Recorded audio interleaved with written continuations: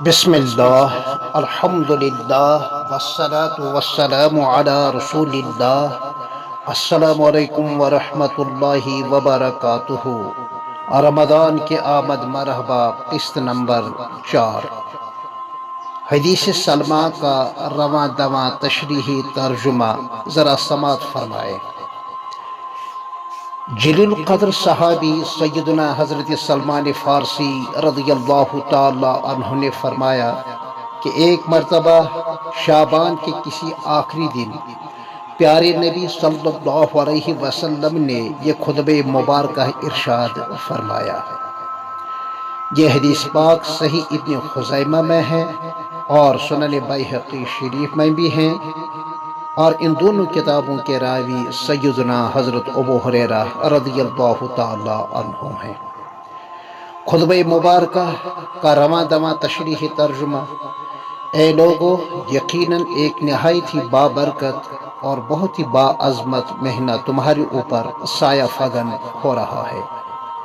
اس مہینے کی ایک برکت اور عظمت یہ ہے کہ اس میں ایک رات ہوتی ہے جس کی فضیلت اتنی ہے کہ وہ 1000 مہینوں کی راتوں سے افضل اور بہتر ہے، یعنی اس ایک رات کی عبادت 83 سال 4 ماہ کی مسلسل عبادت سے کہیں زیادہ بہتر ہے، بشرطے کہ دلوں میں اخلاص ہو اور عمل میں اتباع سنت ہو۔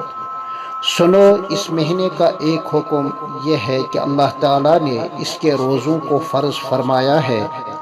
ہر عاقل اور ہر بالغ مسلمان مرد اور عورت پر اس کے تمام روزے فرض ہیں۔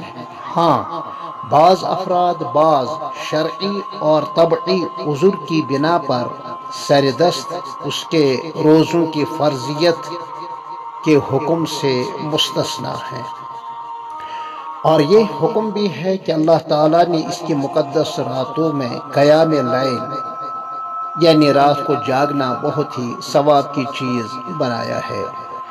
یہاں رات کو جاگنے سے مراد تہجد کے علاوہ نماز تراویح ہی ہے، جو پوری امت کے اتفاق کی بنا پر اور عملی تواتر کی بنا پر ہر عاقل بالغ مسلمان مرد اور عورت پر سنت مؤکدہ ہے۔ لہذا ہر مسلمان مرد اور عورت پر اس کا اہتمام کرنا پورے مہینے لازم اور ضروری ہے۔ ہاں، اگر کوئی شرعی عذر ہو تو دوسری بات ہے۔ معلوم ہوا کہ تراویح کا حکم جہاں حضرت رسول خدا صلی اللہ علیہ وآلہ وسلم کی طرف سے ہے، وہاں یہ حکم حضور صلی اللہ علیہ وآلہ وسلم کے علاوہ اللہ تعالیٰ کی طرف سے بھی ہے۔ چنانچہ نسائی شریف کی حدیث ہے، وَسَنَنْتُ لَكُمْ التَّرَاوِيحَ۔ اس سے تراویح کی نماز کی اہمیت کا اندازہ لگایا جا سکتا ہے۔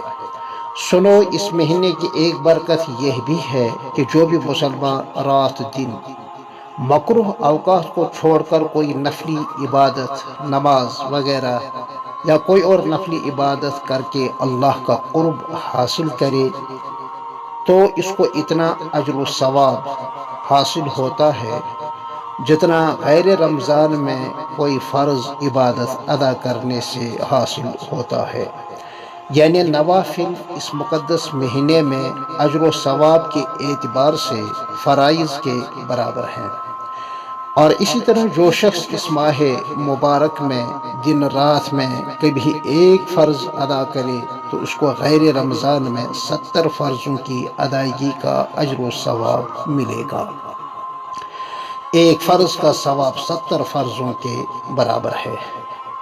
آگاہ رہیں، خبردار رہیں، یہ مہینہ صبر و ضبط کا مہینہ ہے، اور صبر کا بدلہ تو جنت ہی ہے، کیونکہ صبر سے اور ضبط نفس سے جو انسانی کمالات کے حاصل ہونے کا ایک اہم ذریعہ ہے، وہاں یہ روزے تقوی اور طہارت کے حصول کے لیے اساس ہے۔